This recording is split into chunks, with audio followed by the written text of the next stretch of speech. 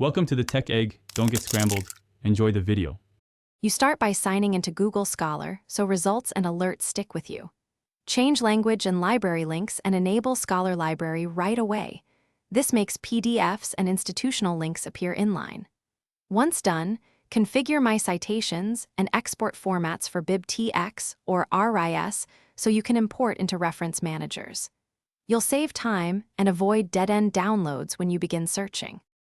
You should craft searches using quotes for exact phrases, minus to exclude terms, and field tags like author, and in title to focus results.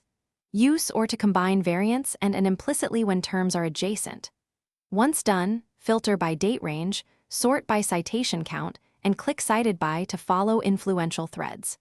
Make sure to open related articles and add promising studies to your library so you can return quickly.